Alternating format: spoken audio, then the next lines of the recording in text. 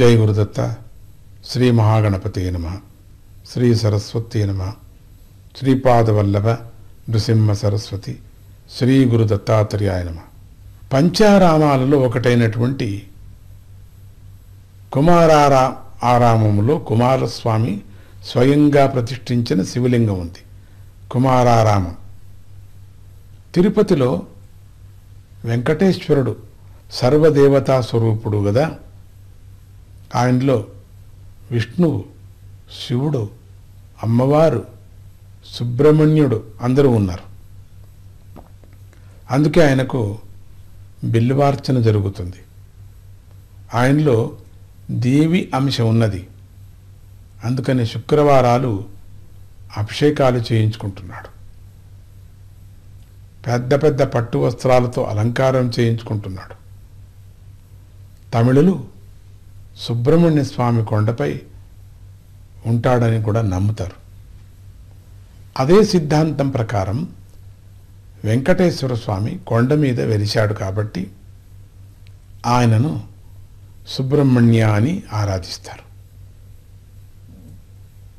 కొందరు స్వామికి వెనుక భాగంలో అందమైన పెద్ద జడ ఉందని, ఆయన సాక్షాత్తు బాలా త్రిపుర సుందరి స్వరూపుడని నమ్మటం వల్ల ఆయనకు బాలాజీ అని పేరు కూడా వచ్చిందని చెప్తారు. కొందరు బాలాజీ అనేటువంటి పదం కుమారస్వామి నిత్య బ్రహ్మచారి, నిత్య బాలరూపి అనేటువంటి అర్థాన్ని కూడా సూచిస్తుందని చెప్పి అంటూ ఉంటారు. తిరుపతిలో కుమారధార అనేటువంటి తీర్థం కూడా ఉంది. ఆలయానికి పక్కనే ఉన్నటువంటి తీర్థం పేరు స్వామి పుష్కరిణి.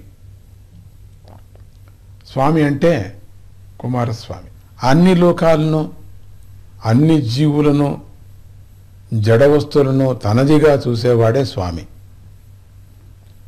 ప్రతి దేవతా నామానికి ముందు స్వామి అనే పదాన్ని చేర్చి చెప్తూ ఉంటాం. పొట్టి స్వామి అంటే ఒక్కటే తెలుసుకోవాలి, సుబ్రహ్మణ్య స్వామి అని అర్థం.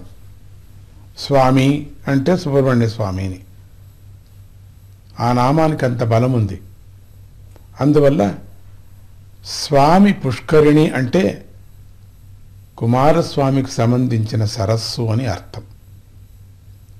ఇక వెంకటేశ్వర స్వామికి కుమారస్వామికి భేదం లేదనటానికి ఆయన నుదట ఉన్న త్రిపుండ్రం, కటిహస్తము, భుజాలకు నాగాభరణాలు, పాదాల చెంత ఉన్నటువంటి శ్రీచక్రము బలమైన సాక్ష్యాలు.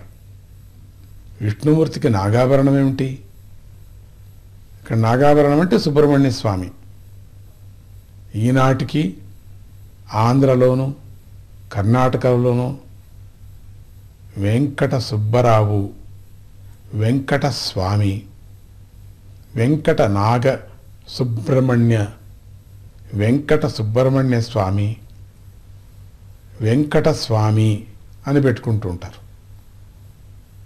ఈ పేర్లు వెంకటేశ్వర స్వామికి, సుబ్రహ్మణ్య స్వామికి అభేదాన్ని తెలుపుతాయి.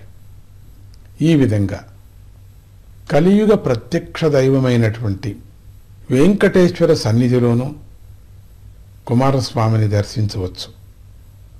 అటువంటి దర్శనమే తిరుపతి కొండలో మనకు కనపడేటువంటి ఇద్దరు ఒకే రూపంతో ఉన్నారు. జై గురుదత్త. శ్రీ గురుదత్త.